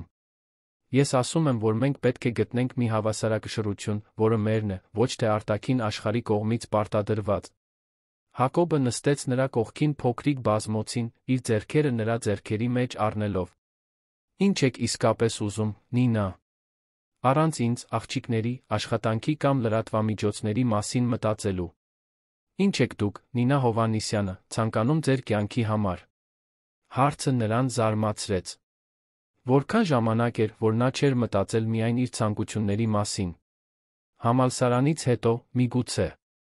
Այն բանից հետո, երբ նա 3 տարի առաջ ազդրի վիրահատությունից հետո ստանձնեց տիկին Զաբելի խնամքը։ Այն բանից հետո, երբ նա ամբողջությամբ նվիրվեց գրադարանի նախագծերին, հրաժարվելով այլ քաղաքներում հնարավորություններից։ «Ես ուզում եմ փոփոխություն մտցնել երեխաների կյանքում», վերջապես պատասխանեց նա։ «Ես ուզում եմ պատմություններ տանել այն վայրեր, ուր գրքերը հեշտությամբ չեն հասնում։ Ես երազում եմ շրջիկ գրադարանի մասին, որը կարող է գնալ ծայրամասեր, անբավարար միջոցներով դպրոցներ, մեկուսացված համայնքներ»։ Հակոբի աչքերը փայլեցին։ «Եվ եթե մենք կարողանայինք իրականացնել այդ երազանքը։ Ինչպե՞ս։ Անկախ հիմնադրամ։ Առանց կապի Վարդանյան խմբի հետ, առանց իմ անվան։ Մի բան, որը ստեղծված ղեկավարվում է ձեր կողմից, լիակատար ինքնավարությամբ։ Հակոբ, ես չեմ ուզում, որ դուք ֆինանսավորեք իմ նախագծերը։ Դա միայն կհաստատի այն, ինչ բոլորը մտածում են։ Ես բարեգործության մասին չեմ խոսում, Նինա։ Ես խոսում եմ գործընկերության մասին։ Միասին մի բան կառուցելու մասին, մի բան, որն ավելի մեծ է, քան մենք երկուսս։ Հաջորդ շաբաթներին գաղափարը ձևավորվեց։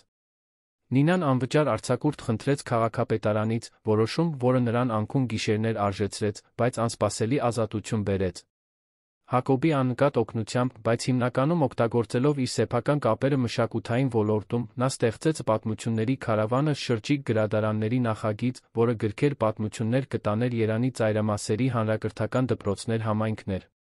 Առաջին ավտոբուս գրադարանը հարմարեցվեց Նորք թաղամասի արհեստանոցում, ներկված վառ գույներով տեղական նկարիչների կողմից արված նկարազարդումներով, ներառյալ Բիանկայի Բեատրիսի սեփական նկարները։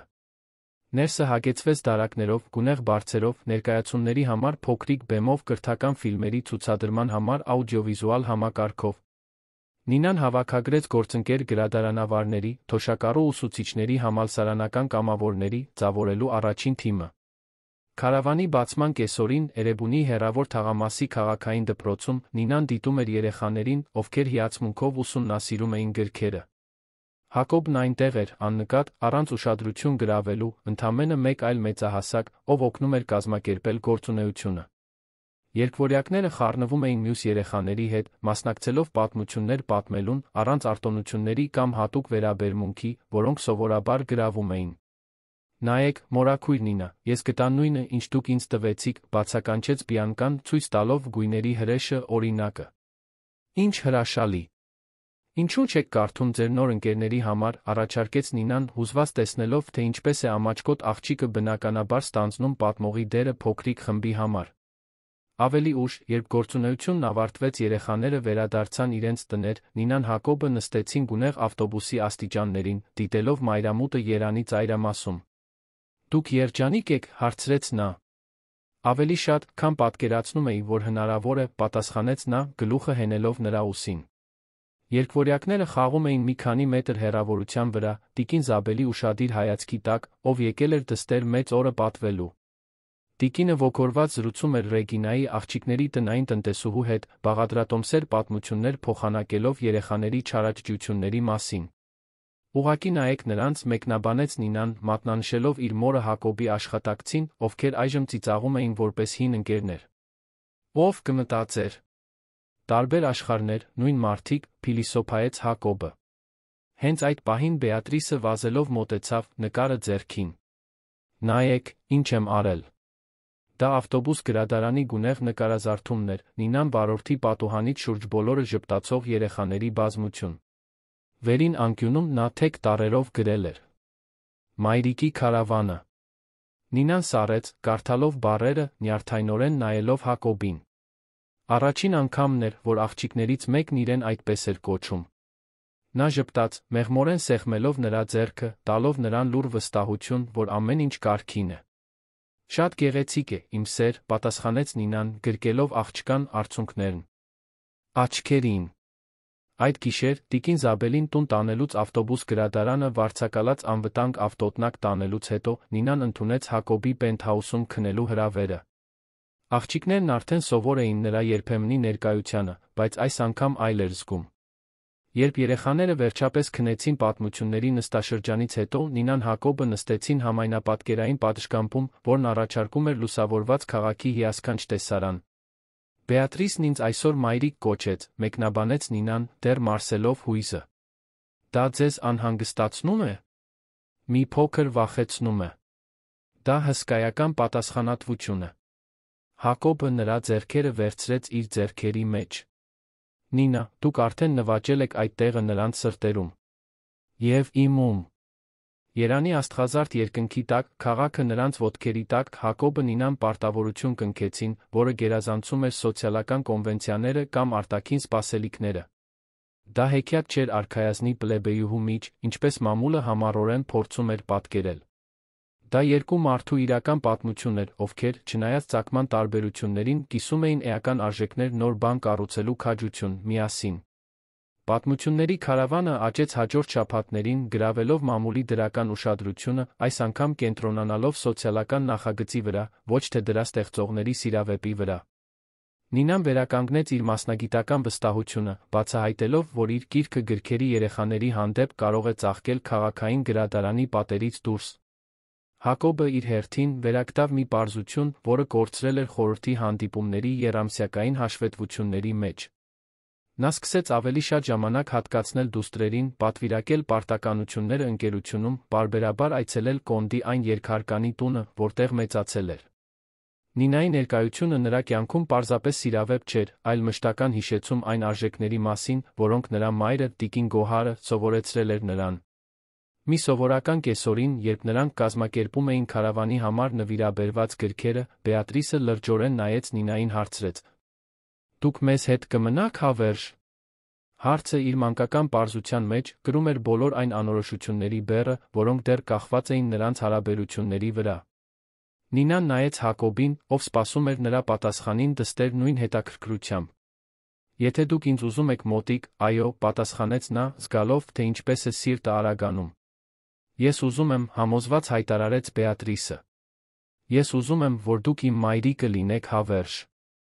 Երեխայի խոսքերը արձագանքեցին նրանց միջ ընկած տարածության մեջ, լցնելով այն հնարավորություններով խոստումներով։ Այդ պահին Նինան գիտեր, որ անկախ արտաքին խոչընդոտներից, նա գտել էր իր տեղը։ Ոչ թե Հակոբ Վարդանյանի շքեղ աշխարհում, ոչ էլ սահմանափակված իր հին համեստ կյանքով, այլ մի նոր տարածքում, որը նրանք կառուցում էին միասին, որտեղ տարբերությունները խոչընդոտներ չէին, այլ լրացումներ։ 6 ամիս էր անցել պատմությունների քարավանի ստեղծումից։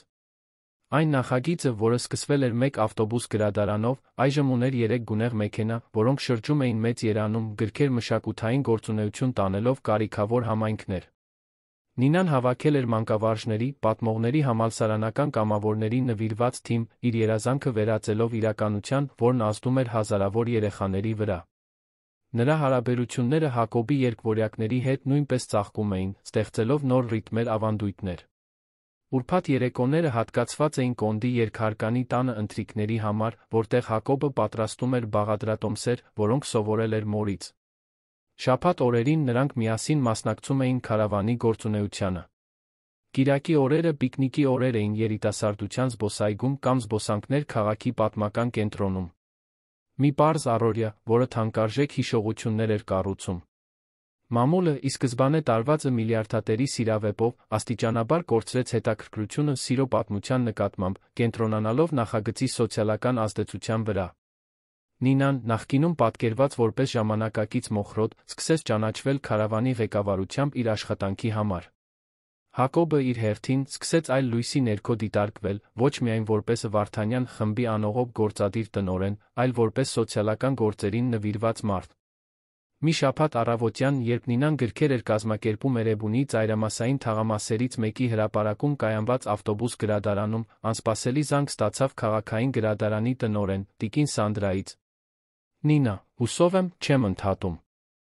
«Ոչ, ես ընդամենը պատրաստում եմ ամեն ինչ պատմություններ պատմելու նստաշրջանի համար։ Ես հետել եմ ձեր աշխատանքին քարավանի հետ։ Տպավորիչ է, թե ինչ եք կառուցել այդքան կարճ ժամանակում»։ «Շնորհակալություն», պատասխանեց Նինան, զգուշորեն։ Գրադարանից հեռանալուց հետո հին ղեկավարի հետ շփումը նվազագույն էր։ «Իրականում, ես զանգում եմ գործընկերություն առաջարկելու համար։ Մշակույթի քարտուղարությունը վերակազմավորում է քաղաքային գրադարանների ծրագիրը, մենք կցանկանայինք, որ պատմությունների քարավանը նոր նախաձեռնությունների համար մոդել լիներ»։ Նինան լռեց, մարսելով անսպասելի առաջարկը։ «Ես գիտեմ, որ ձեր հեռանալը լավագույն հանգամանքներում չէր», շարունակեց Սանդրան, «բայց երբեմն մեզ հեռավորություն է պետք, մարդկանց իրական արժեքը տեսնելու համար։ Այն, ինչ դուք կառուցել եք դրսում, հենց այն է, ինչ դուք միշտ պաշտպանել եք գրադարանի ներսում»։ Առաջարկը գայթակղիչ էր, իր աշխատանքի պաշտոնական վավերացում, պետական ռեսուրսների հասանելիություն, քարավանի հասանելիությունը էլ ավելի ընդլայնելու հնարավորություն։ Բայց Նինան վարանեց, հիշելով այն վերաբերմունքը, որը նա ստացել էր ամիսներ առաջ։ «Կարող եմ մտածել դրա մասին»։ «Իհարկե։ Բայց իմացեք, որ դուռը բաց է ձեզ համար, Նինա։ Միշտ էլ եղել է»։ Այդ կեսօրին, երբ համայնքի երեխաները հավաքվեցին Բիանկայի Բեատրիսի շուրջը, ովքեր այժմ պատմություններ էին պատմում Նինայի նույն կրքով, նա դիտում էր լի սրտով։ Երկվորյակները, նախկինում ամաչկոտ պաշտպանված իրենց արտոնյալ աշխարհում, այժմ բնականաբար շփվում էին բոլոր ծագման երեխաների հետ։ Հակոբը, նստած համայնքի ծնողների մեջ, դիտում էր ներկայացումը ակնհայտ հպարտությամբ։ Ավելի ուշ, միասին քայլելով թաղամասով, որտեղ կամավորները գրքեր էին բաժանում ընտանիքներին, Նինան կիսվեց ստացած զանգի մասին։ Ինչ եք կարծում, հարցրեց նա, բարձրանալով նեղ նրբանցքով, ողջունելով բնակիչներին, ովքեր արդեն ճանաչում էին նրանց հաճախակի այցելություններից։ Կարծում եմ, դա ձեր ազդեցությունը ընդլայնելու հնարավորություն է, պատասխանեց Հակոբը։ Բայց որոշումը ձերն է, Նինա։ Քարավանը ձեր նախագիծն է, ձեր ստեղծագործությունը։ Մեր ստեղծագործությունը, ուղղեց նա։ Առանց ձեզ, առանց աղջիկների, դա երբեք չէր լինի։ Նա ժպտաց, սեղմելով նրա ձեռքը։ Առանց ձեզ, մենք երեքս դեռ կլինեինք արտոնությունների փուչիկի մեջ, անջատված։ Իրական աշխարհից։ Դուք մեզ հետ բերեցիք կյանք, Նինա։ Այդ գիշեր, ինտենսիվ գործունեության օրվանից հետո, նրանք աղջիկներին տարան ընտրելու Կիլիկիայի մի պարզ պիցցերիայում։ Նույն թաղամասում, որտեղ ամեն ինչ սկսվել էր ամիսներ առաջ, իտալական ռեստորանում սխալ հանդիպումով։ Երկվորյակները, հյուծված, բայց երջանիկ, քնեցին մեքենայում, տունդարձի ճանապարհին։ Գնանք երկհարկանի տուն, առաջարկեց Հակոբը, նկատի ունենալով Կոնդի տունը, որը ապաստան էր դարձել ձավորվող ընտանիքի համար։ Հետնամասի բակում, Երանի չափանիշներով զարմանալիորեն աստղազարդ երկնքի տակ, Նինան Հակոբը նստեցին հյուսած աթոռներին, որոնք պատկանել էին տիկին Գոհարին։ Ես շատ եմ մտածել վերջին շրջանում, սկսեց Հակոբը, լցնելով 2 բաժակ գինի, որը բերել էին։ Ինչի՞։ Մասին։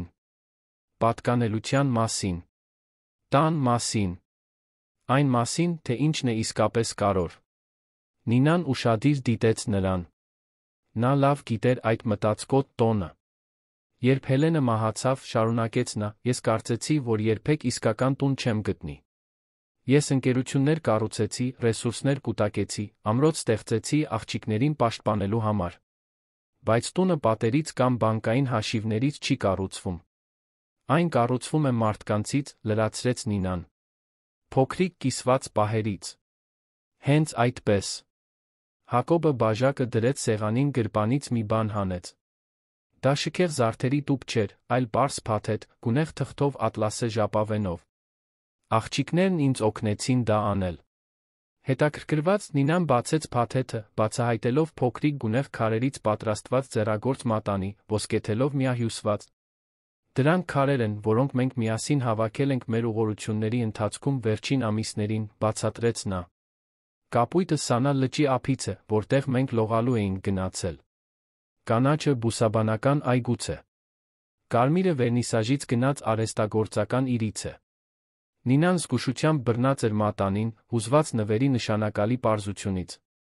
Դա Թիֆանի ադամանտ չէ, շարունակեց նա, որովհետև մեր պատմությունը երբեք շքեղության կամ պերճանքի մասին չի եղել։ Այն անսպասելի հանդիպումների, առօրյա ընտրությունների կապերի մասին է, որոնք մենք կառուցում ենք համբերությամբ, ճշմարտությամբ։ Հակոբը ծնկի իջավ նրա առաջ, ոչ թե հզոր մարդու փորձված ժեստով, այլ մեկի անկեղծ խոցելիությամբ, ով առաջարկում է իր սիրտը։ Նինա Հովհաննիսյան, դուք մեր տունը վերածեցիք օջախի։ Դուք մեր օրերը վերածեցիք պատմությունների։ Դուք փոխեցիք իմ աղջիկների աշխարհը ձեր ժպիտով, ձեր ուժով, ձեր առատաձեռն սրտով։ Դուք կընդունեիք ինձ որպես կյանքի զուգընկեր, ամուսին ուղեկից բոլոր այն գլուխների համար, որոնք մենք դեռ միասին կգրենք։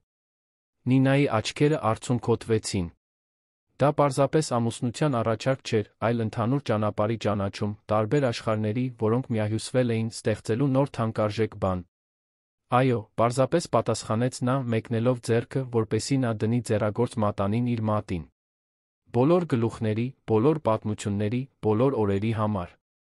Նրանք ամրապնդեցին պարտավորությունը երկար համբույրով, նույն աստղերի տակ, որոնք լուսավորում էին ամբողջ քաղաքը, ազնվական թաղամասերից մինչ ծայրամասեր, շքեղ պենթհաուսներից մինչ թաղամասեր, հիշեցնելով նրանց, որ չնայած թվացյալ տարբերություններին, բոլորը կիսում են նույն երկինքը։ Հաջորդ առավոտ, երբ աղջիկները բացահայտեցին նորությունը, արձագանքը մաքուր ուրախություն էր։ Բիանկան Բեատրիսը ցատկում էին տան շուրջը, ցուցադրելով նկարներ, որոնք գաղտնի պատրաստել էին այդ առիթի համար։ Գունեղ հարսանիքի նկարազարդումներ, ծաղիկների փոխարեն գրքերով իրենց սիրելի պատմությունների բոլոր կերպարներով որպես հյուրեր։ Այժմ դուք մեր պաշտոնական մայրիկը կլինեք, բացականչեց Բեատրիսը, ուժգին գրկելով Նինային։ Դերը միայն հաստատում է այն, ինչ սիրտը արդեն գիտեր, հուզված պատասխանեց Նինան։ Հաջորդ օրերին, երբ լուրը տարածվեց ընկերների ընտանիքի անդամների միջ, Նինան որոշեց քաղաքային գրադարանի առաջարկի վերաբերյալ։ Քարավանի իր թիմի հետ երկար զրույցից հետո նա որոշեց ընդունել գործընկերությունը, բայց իր պայմաններով։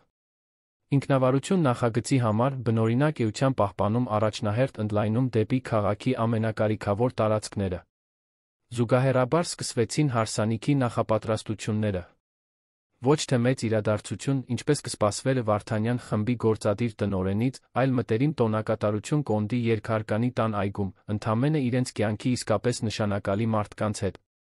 Ընտրված ամսաթվից 2 շաբաթ առաջ Նինան անակնկալ ստացավ։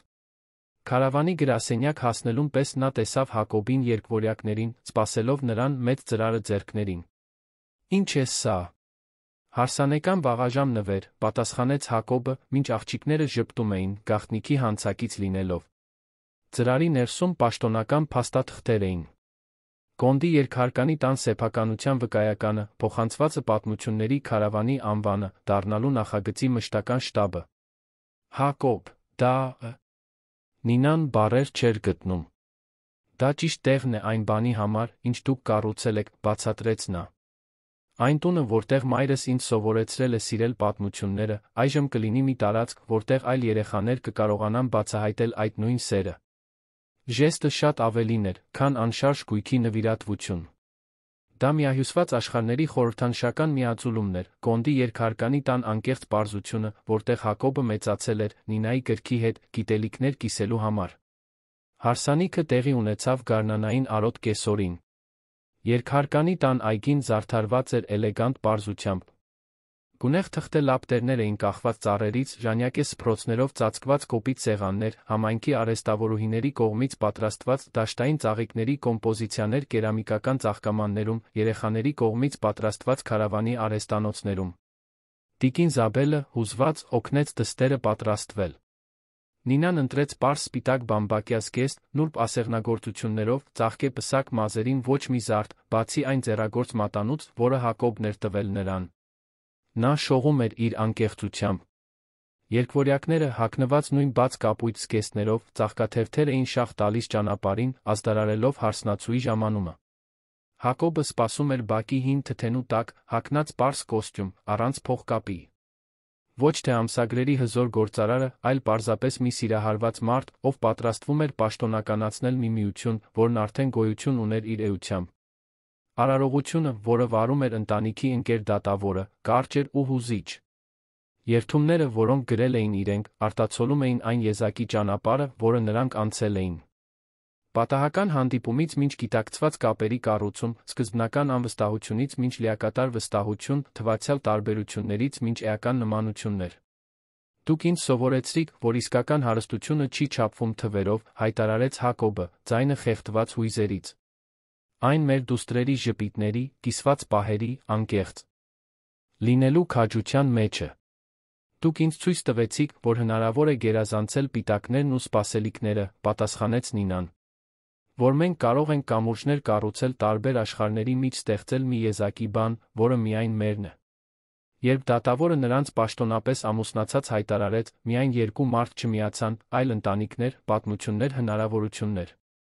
Երկվորյակները վազեցին գրկելու նրանց, ձավորելով 4 մարդու շրջան, ովքեր անսպասելի հանդիպումների քաջ ընտրությունների միջոցով դարձել էին ընտանիք։ Հետաց խնջույքը անկեղծության տոն էր։ Տիկին Զաբելը պարում էր Վարդանյան խմբի գործադիրների հետ։ Քարավանի կամավորները ոգորված զրուցում էին միջազգային ներդրողների հետ։ Նախագծի կողմից սպասարկվող համայնքների երեխաները խաղում էին հզոր գործարարների երեխաների հետ։ Մի կեսօրով սոցիալական պատնեշները, որոնք սովորաբար բաժանում էին երանը, կարծես լուծարվել էին, փոխարինվելով ընդհանուր ուրախությամբ։ Երբ Արը սկսեց մայր մտնել, երկինքը նարնջագույն երանգներով ներկելով, Նինան Հակոբը փախան միայնակ պահի համար, տիկին Գոհարի հին կարի սենյակում, որն այժմ վերածվել էր նախագծի փոքրիկ գրասենյակի։ Երջանիկ ես, հարցրեց նա, գրկելով նրան թիկունքից, երբ նրանք պատուհանից դիտում էին այգում շարունակվող խնջույքը։ Լիակատար, պատասխանեց Նինան, հենվելով նրա կրծքին։ Երբե պատկերացրել ես, որ իտալական ռեստորանում մի սխալը կարող էր մեզ հասցնել այստեղ։ Դա սխալ չէր, փիլիսոփայեց Հակոբը։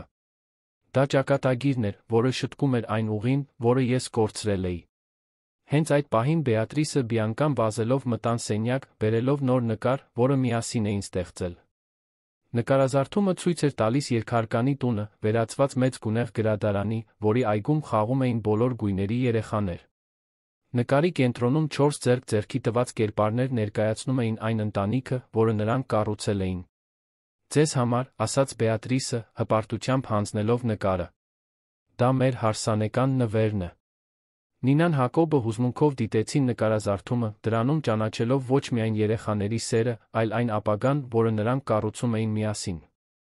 Մի ապագա, որտեղ սոցիալական տարբերությունները խոչընդոտներ չէին, այլ կամուրջներ ստեղծելու հնարավորություններ։ Որտեղ գրքերն ու պատմությունները կապում էին աշխարհները։ Որտեղ անսպասելի հանդիպումները կարող էին փոխել կյանքեր։ «Գիտեք, ինչն եմ ամենաշատը սիրում այս ամբողջ պատմության մեջ», մեկնաբանեց Նինան, վերադառնալով խնջույքին, յուրաքանչյուրը մեկ աղջկա ձեռքը բռնած։ «Ի՞նչը», հարցրեց Հակոբը։ «Որ երբեք միլիարդատերի գրադարանավարուհու մասին չէր։ Միշտ երկու մարդու մասին էր, ովքեր, չնայած բոլոր տարբերություններին, ընտրեցին տեսնել արտաքին տեսքից այն կողմ կառուցել մի անկեղծ բան»։ Երբ նրանք վերադարձան այգի, որտեղ ընկերներն ու ընտանիքի անդամները սպասում էին նրանց, Հակոբը մտածեց այն ճանապարհի մասին, որը նրանց հասցրել էր այստեղ։ Նա, ով կառուցել էր ֆինանսական կայսրություն, Հելենին կորցնելուց հետո անվտանգություն փնտրելով, իրական հարստությունը գտել էր դուստրերի ժպիտների, մի կնոջ սիրո մեջ, ով նրան տեսնում էր իր բանկային հաշվի զրոներից այն կողմ, կիսված պահերի պարզության մեջ։ Նինան, ով իր կյանքը նվիրել էր պատմություններին գրքերին, դարձել էր իր սեփական սիրո պատմության համահեղինակը։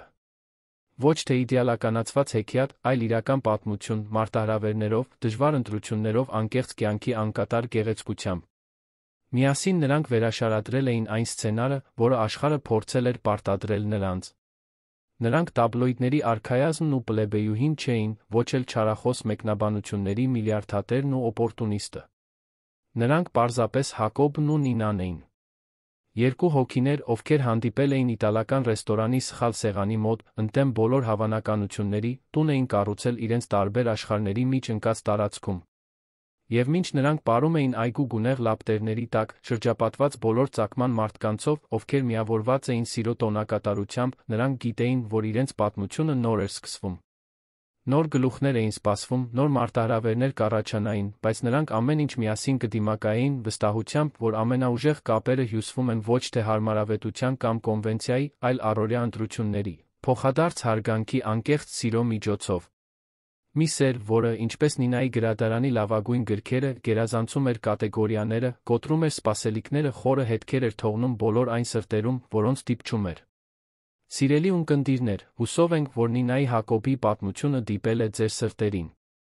Մեզնից յուրաքանչյուրի համար կա անսպասելի հանդիպում, որը կարող է ամբողջությամբ փոխել մեր ճանապարհը։ Եթե այս պատմությունը ձեզ մոտ հույզեր է արթնացրել, մի մոռացեք հավանել, բաժանորդագրվել, մեր ալիքին միացնել ծանուցումները։ Ամեն շաբաթ մենք ներկայացնում ենք նոր պատմություններ, որոնք ուսումնասիրում են սիրո բարդություններն ու գեղեցկությունները իր բոլոր ձևերով։ Կողքի վահանակում դուք կգտնեք հատուկ երկացանք այլ հավասարապես հուզիչ հայկական պատմություններով։ Եվ մեկնաբանություններում պատմեք մեզ։ Դուք հավատում եք, որ այդքան տարբեր աշխարհների մարդիկ կարող են միասին իրական բան կառուցել։ Մենք անհամբեր սպասում ենք ձեր մտորումներին։ Շնորհավորում ենք Նինայի Հակոբի պատմության 5 գլուխների այս հուզիչ ճանապարհորդության ավարտին հասնելու կապակցությամբ։ Այս պատմությունը, որը տեղի է ունենում Երանի սոցիալական հակադրությունների ֆոնին, կյանքի է կոչել իսկական հայ կերպարներին սիրո պատմության մեջ, որը հաղթահարում է սոցիալական արգելքներն ու նախապաշարմունքները։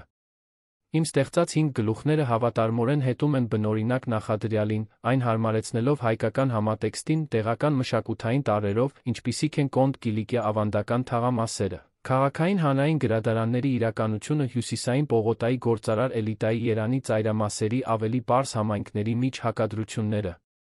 Յուրաքանչյուր գլուխ մանրակրկիտ մշակվել է, պահպանելու պատմողական կապակցվածությունը, պատմության աստիճանական զարգացումը, ավարտվելով հուզիչ եզրակացությամբ, որը նշում է անկեղծ սերը տարբեր աշխարհների միջ կամուրջներ կառուցելու կարողությունը։ Հուսով եմ, որ ձեզ դուր է եկել տրամադրված նախադրյալի այս հայկական հարմարեցումը, որը վերածվել է գրավիչ հեռուստանովելի բոլոր պահանջվող տարրերով։ Հայ կերպարներ, տեղական միջավայր, հուզիչ շրջադարձեր, վերջում օրգանապես ինտեգրված գործողության կոչ։ Կարող եմ ստեղծել ավելի շատ պատմություններ այս ոճով կամ ճշգրտումներ կատարել այս պատմության մեջ, ըստ ձեր նախասիրության։